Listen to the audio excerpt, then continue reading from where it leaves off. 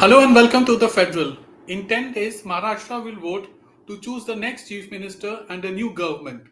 But concerns of the farmers continue to be a challenge for the NDA government. Today, we discuss the issues of farmers with Mr. Anil Ghanwat, Maharashtra based farm leader, and he was also part of the Supreme Court appointed committee. Thank you for joining us, sir.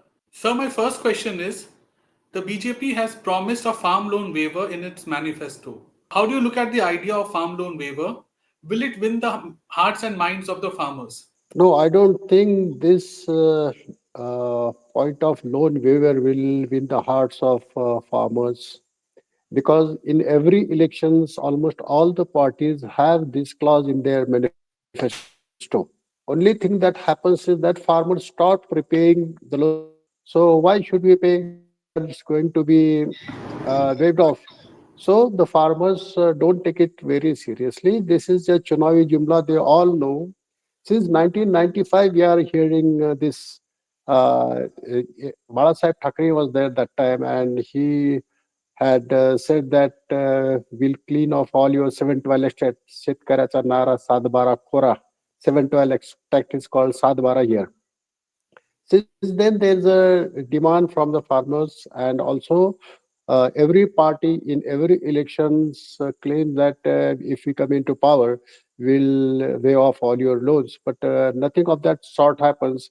Whenever there are more suicides or there is an agitation, the party which is in power waives off a little bit of the amount, but there is no complete waiver as it now. So farmers won't be lured away by such type of promises in their manifestos. The BJP has also promised that a 20% subsidy on MSP will be given. Do you think this 20% subsidy on MSP is a good idea or a good deal for farmers? Actually, it's not 20% subsidy. It should be called 20% bonus. Maharashtra government had been giving this type of bonus few decades ago. But then when the farmers started getting better prices for the cotton crop, the government stopped giving this type of bonus. But now when the prices of cotton are below MSP and the cost of production has increased highly, so this 20% bonus should be given to the farmers. I don't think they will give it, but they are just announcing it because even that 20% bonus is not what up to what the state governments had recommended. I have got some figures. For example, the MSP declared by the central government is for 7,120 rupees for short staple cotton and 7,524 rupees per quintal for long staple cotton. Most of the cotton produced here in Maharashtra is long staple cotton, so the farmer should get 7,524 rupees. But actually now the cotton is being sold at the price of 7,000 to 7,100 rupees. So it's far below the MSP. Now if we add 20% to that, then it will be more than the MSP. But what the state governments have recommended, that's very interesting. The Maharashtra government has recommended or demanded for the MSP of is 9,634 rupees per quintal. And the Gujarat government, these are the main producers of cotton. These states are the major producers of cotton. Gujarat state has recommended 10,000 rupees per quintal. Maharashtra state has 26.68% of the share in production.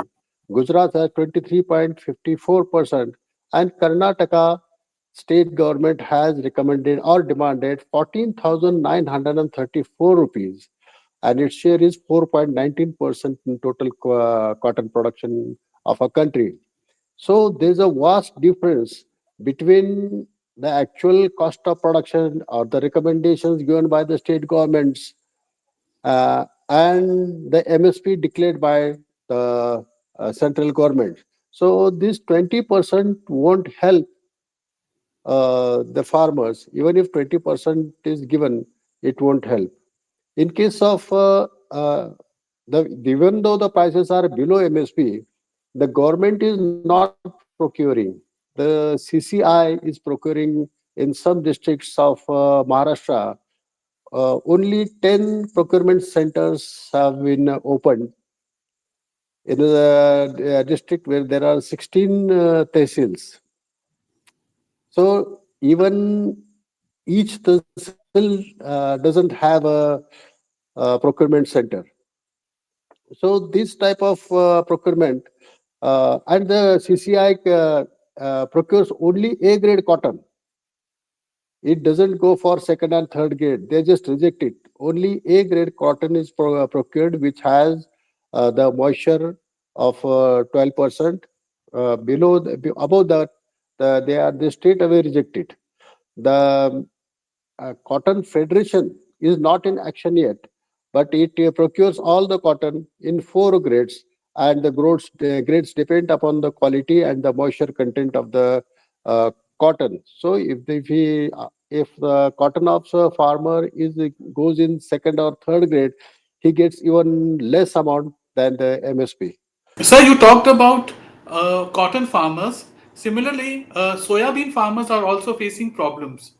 So, what are their issues in the elections, and how? Which are the regions that may get impacted where soybean is grown?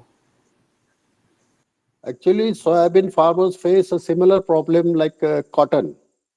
The rates of soybean are running below MSP, around 800 to 1000 rupees below MSP. The government declared MSP is 4892 rupees. And Maharashtra, which is the largest producer with 45.73% of the share in production, has recommended 6945 rupees per quintal, and the government rate is 8922. So there's a vast difference. In MP, you may be aware there was a big agitation, and the farmers were demanding 6,000 rupees per quintal. The farmers were demanding, but the MP government has recommended 4,900 rupees, and the share is 38.43%. Karnataka, which has a share of 4.19%, but their recommendation is 10,533 rupees. So the state's recommendation and the MSP declared by the state government differ, and the farmers have to bear the price for that. So there's a mm, the farmers are not very happy with the situation regarding cotton and soybean, and the major areas producing cotton and soybean are Vidarbha and Marathwada in Maharashtra, little bit of central Maharashtra. There is not much cotton grown in western Maharashtra and Konkan region. So if you see the results of Lok Sabha last the parliamentary elections, BJP had suffered loss in these areas, and that was due to soybean and cotton too, because the government policy of intervention has hampered the income of farmers. There have been regular intervention in the soybean market and the cotton market. Recently, the government has imported 22 lakh bales of cotton. They are repeatedly importing palm oil. Even they have imported soybean. There are stock limits on all oil seeds. So these interventions are the main cause of the loss which the farmers are facing, and they know it now because of the awareness created by Shetkari Sangatna in last 40 years, that the government is the real enemy, and you have to suffer because of the government policies. So now how the farmers are deciding which government to elect. It was the first time that happened in last parliamentary elections, that the Armenian farmers revolted and they wiped out the BJP and its aligned parties from their constituencies.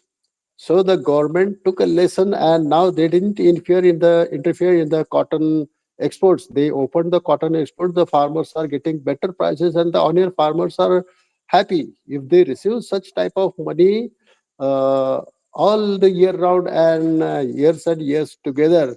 So all the farmers will be happy if the government stops intervention. The farmers will get better prices for their produce, and they will elect a government which will allow them to earn money. All the governments which have come into power in our country since last 75 years, they all have tried to suppress agriculture just to support industry and uh, to have a better महंगाई control करने के inflation, to curb the inflation. They keep the prices of uh, food commodities lower, and that hurts the farmers. So the farmers are now learning to vote against the parties which are which are against their benefit, which are not ready to let the farmers earn the money they want to earn, or which they are getting naturally, which the open market offers them. The government's policy to curb the food prices has to be changed and has to be modified so that so that the farmers get the proper amount, the fair amount for their price, and even the consumers get their food at a reasonable rate. For that, we have to uh, change our policy regarding genetically modified crops. For example, now the soybean in the international market is only 3,000 rupees per quintal, whereas now here in Maharashtra, farmers are getting 3,500 rupees to 4,000 rupees. It is below MSP, but it is higher than the international market. So, if the government allows Indian farmers to cultivate crops using genetically modified crops or genetic engineering technology, our production will increase. Per acre production will increase, and the farmers will be in profit if even if they sell at half the price which are they selling it now. The consumers will get cheaper food, and the farmers will get better prices for their produce. So this has to be done. This is a simple procedure, but the government doesn't have to pay anything for that. But still, the government is not doing it just because of the pressure from some NGOs and some parties, I can say. If this happens, there will be no inflation. There will be the farmers will be happy. They will get better prices, and the economy of the country will develop because of the purchasing price of the farmers will purchasing power of the farmers will increase. So the GDP will increase, and total economy can be set right only if these genetically modified crops are allowed to be cultivated in India. So you talked about the onion farmers and their election impact during the Lok Sabha polls. Uh, what is the situation of onion farmers now? Because the government has allowed exports, and some areas of where onion farmers are active, or cotton farmers or soybean farmers have suffered because of excessive rainfall also. There was excessive rainfall this year. The seedlings which were sown by the onion farmers were wiped out in some areas, but others have sown their seedlings. But again, they have sown their seedlings, and I don't think there will be much reduction in the area of onion because many of the farmers have shifted towards onion because so the onion farmers are happy, and I don't think there will be any reduction in the production of the production will decrease in soybean, cotton not much, but there will be a slight decrease. But if the price of cotton and soybean and cotton farmers are against BJP alliance, I think their mindset is against BJP alliance, and BJP alliance will have to suffer. The results will be not be in their favor in rural areas, and especially in Vidarbha and Marathwada. I think BJP and NDA alliance will suffer a setback. So there was a demand of rice growing farmers to allow export. After the Lok Sabha election, the union government has taken steps and allowed export of rice. How will this decision impact NDA? Will it benefit from the rice growing areas of Maharashtra? But the rice growing areas are very limited in Maharashtra. The Konkan region and some parts of Vidarbha are the major areas growing rice here in Maharashtra. And the rice farmers didn't suffer much. So even if the exports are now free and open, that burn is still there that the government had blocked the export, they had banned the export. So that feeling is still there in the minds of people. But there are many other issues which are going to impact the elections here in Maharashtra. As you know, the defection that the Fadnavis government had created, many of the MLAs had to leave their party. There was a compulsion. They formed a government, and it also didn't work well. So many other. The corruption is the major issue. As then law and order has been a major issue. Uh, Many incidents have happened here in Maharashtra, which are not supported by the population. There is crime every day. People are shot down in the streets. Then the women are not safe here. Many incidents have happened here. So there are many issues. But rice export ban, I don't think that's going to help much to the India government here in Maharashtra. There is an observation that while rural economy and agriculture play an important role in elections, farmers do not vote as farmers at the time of election. They favor to vote for their own caste or caste group. How do you look at this observation? Actually, it's a shame on our part. This country is a democracy in the world, and since the 75 years we are conducting elections here in our country. But still, people are voting for their caste, whether the candidate is good or bad, or the party, what the party manifesto says. They don't look at it. They just look at the caste, and it has a great impact, especially in North India. That is highly observed. But in Maharashtra, it is a bit less, but still it's there. You know, there are agitations for reservations of different caste, and by this there has been a polarization of caste. The Marathas are now come together, and they say that we'll teach relation to this NDA government. The OBCs,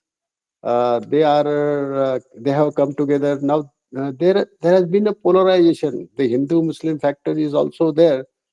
The Muslims are now very highly against BJP because of some actions BJP has taken. So this factor is going to play a role in this election too. So even when they are fielding candidates, they calculate the votes according to the caste, which caste has more votes in which region, and they give a candidate of that caste. So the whole system is uh, at risk, and the farmers or the voters still go for their caste, which has to stop. And I think it will take next 20-25 years to eradicate all this caste impact on the minds of the voters here in Maharashtra or any state in India. So this is not very appreciable. This has to change. And even now, in this election also, this factory is going to work. There are many subcastes here in Marathas also. There are Vanjaris and Mahalis and all. And each caste has put up their candidate, and they are uh, trying to gather the votes of all their castes to that candidate. So this is horrible. This should change, and hope this changes as early as possible.